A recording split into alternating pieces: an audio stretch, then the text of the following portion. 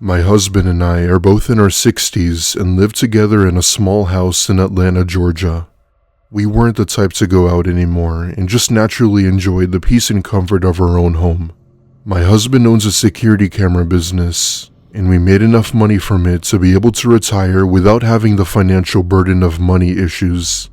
My husband had gotten a call from one of his customers telling him that one of their cameras we installed wasn't working. I always enjoyed going with my husband anywhere he went, as him and I were both getting older and I wanted to cherish the time we had. We go to the address and fix their cameras, and on the way home we decided to grab food on the way. Now, we were driving in an unfamiliar area, so we didn't know what was around to eat that was good. Eventually, my husband points out that there was a small diner down the road that one of his friends had recommended. It had a nearly 5-star rating online, so we decided to give it a try. Right off the bat, it appeared slow, with the only people being us and a younger looking woman sitting alone in one of the booths. She appeared to be in her mid-30s and seemed to be constantly alert about something. Looking out the windows, looking behind her, checking her phone, etc.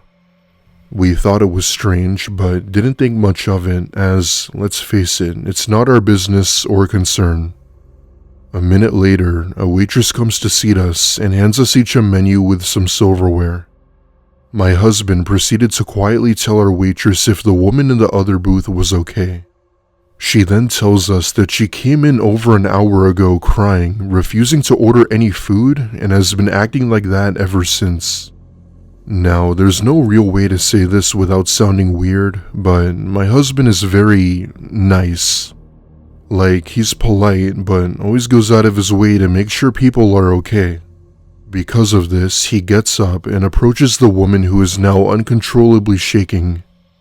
Right as he taps her shoulder, she abruptly screams, telling my husband to leave her the hell alone. I motion for him to come back, and he does just that, giving me a "what the hell is she on" kind of gesture. We order our food, and as we're leaving, we look at the woman one last time and see that she now has her head down sobbing. We drive back home, and we're in a constant worry about what she possibly could have been dealing with that would make her act like that. Drugs, a breakup, depression, we didn't know. Anyway, we moved on with our life after that until a few days later when we hear a knock on our front door. My husband went to open it, and standing on our stoop were 2 men in suits asking for our names. They were the FBI. "Were you both at the Soy and Diner on December 20th of this year?" they asked. Yes. "Do you know anything about this woman?" One of the men proceeded to show us a picture of the woman from the diner taken on the surveillance cameras. We told him that we had seen her at the diner acting all strange and not in her right mind. Turns out, the reason she was reacting the way we saw her was because of a pregnancy. She had murdered her newborn and disposed it into a wooded area right before coming into the diner. She told police that she was very religious and didn't want to get an abortion because of it. And with her not ready to have a baby, she did the only thing she could do, which was to get rid of it. Why she didn't put it up for adoption or why she had the baby in the first place is anyone's guess. All my husband and I know is that she is one sick, twisted individual.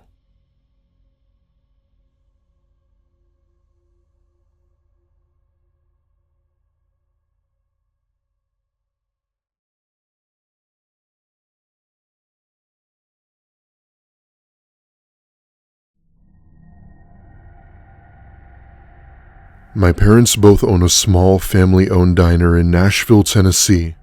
They've been in the business for almost 20 years now, and while it's had its fair share of flaws from the pandemic, it's still in business till this day. This story is told in the perspective of my dad.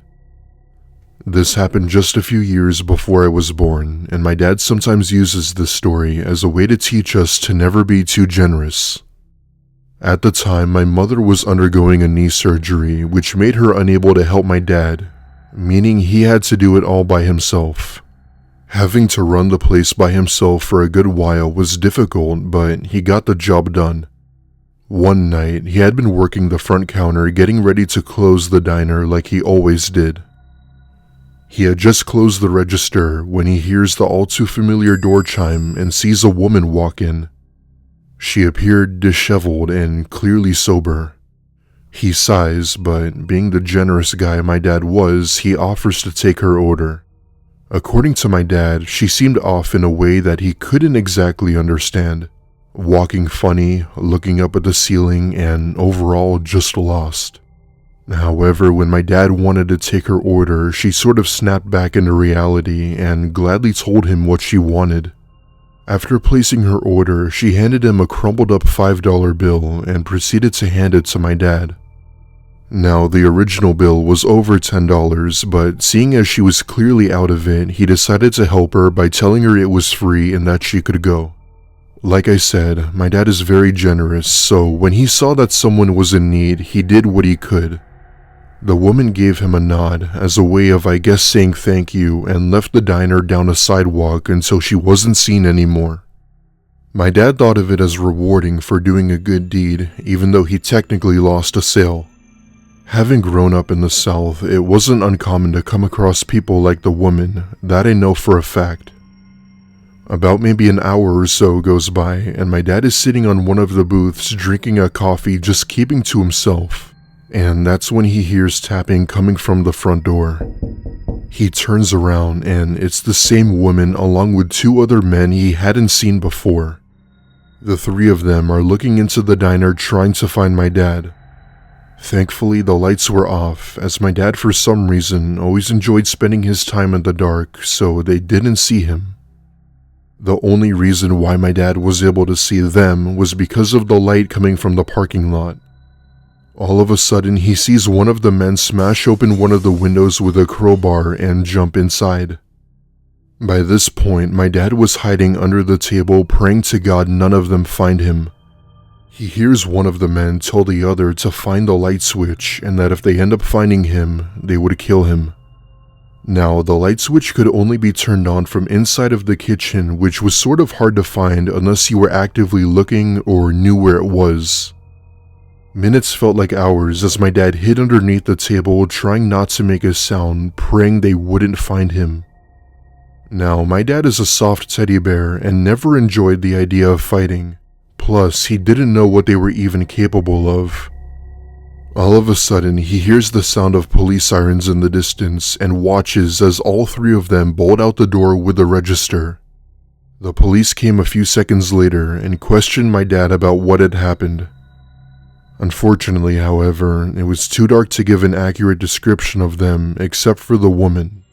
It turns out that there had been a homeless person nearby who had seen them break in and called the police.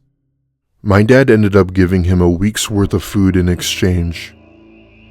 A month later, police had arrested 3 people in the area after attempting to break into a nearby gas station.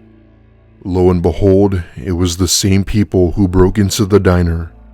I guess they had some sort of a Bonnie and Clyde type trio going on. It was later revealed that the 3 of them had been arrested for not only robbing the diner and gas station, but also a bank, pizzeria, and even a nail salon. What scares my family the most about this is that there was a very strong possibility that my father might have not made it home that night had he been found.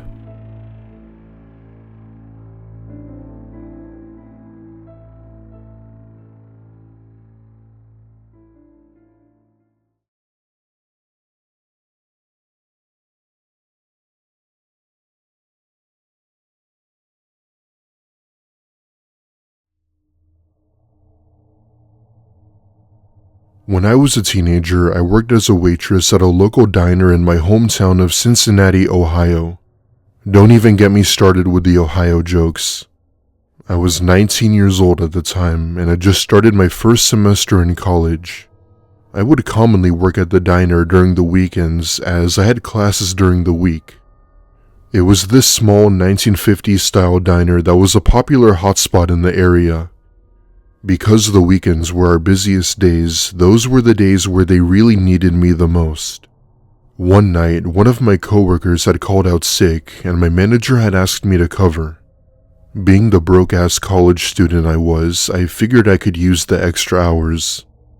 Mind you, this was on a Wednesday night, meaning this was during the week. I had never worked a weekday shift, so I really didn't know what to expect. For the first few hours of the shift, it was like any other night. You'd have a group of people come in, some individuals, and even that one person coming in for a simple coffee. Now, let's fast forward till around 11 p.m. We were set to close in an hour, and my manager had instructed me to start wiping down the tables and putting the chairs away. I was in the middle of putting the chairs up on the table when I see a man walk in by himself. He appeared to be in his mid-40s with a long gray beard and wore a hat that really stood out to me. On his hat read the word Hoyt in big bold letters. I'm not sure why that stuck out with me the most, but for whatever reason, it did. He approaches the front counter and starts mumbling to himself while shaking his arms. One thing I did notice was that he kept on repeating the name Ashley in a very direct tone. In fact, that was pretty much the only thing he said. I have no idea who Ashley was or why he was saying that, but I could only assume he had some sort of disability, so I immediately felt sympathy for him. My manager motions for me to take his order, and I walk over and ask him what he'd like. His eyes seemed so lost and kinda stared at me in a way I didn't feel comfortable with. He stares at me for a few seconds before pointing up to the menu screen above me, though I wasn't sure what item he was pointing to even after trying to guide him. Now, he obviously couldn't speak, so my manager and I tried to help him decide, to which he then gave up and left the diner without saying a word. I couldn't help but feel bad for him, but at the end of the day, there was nothing I could do. 12 o'clock came sooner than expected, and I clocked out just wanting to go home and get to sleep. I thankfully made it home safe with no problems and practically threw myself onto my bed. Now this is the part where things get absolutely insane. I was asleep for a good 2 hours or so before I awoke to a phone call from an unknown number. I take a look at the time, which read 3 a.m. Why would someone be calling me this late at night? I thought. I could only assume it was bad news and answered the phone with a groggy voice. Almost instantly, I hear the all too familiar voice at the end of the line repeating the name Ashley. I remember letting out a huge gasp before hanging up and feeling like my whole world was falling apart. Trust me when I say I didn't get a minute of sleep that night as my constant paranoia crept through me. I have no idea how he managed to find my phone number and call me. Hell, he didn't even know my name as I wasn't wearing my name tag. The sight of the sunrise practically lifted the weight off of me, where I finally made the decision to quit my job. I called my manager that morning and told her I quit. No more late night shifts at the diner for me. Now, I would have just contacted the police, but what were they gonna do? Besides, the call I got was labeled as no caller ID. Also, I don't mean to sound rude by saying this, but the police in my area aren't really the best when it comes to solving stalker issues. I know this because I've dealt with it before, but nowhere as near as close to this. I never ended up telling my parents about it, as they'd only add more pressure to the situation. Nothing has happened since then, and I really hope it stays that way. I now work at a grocery store and hopefully never have to see anyone wearing a hat that says Hoyt.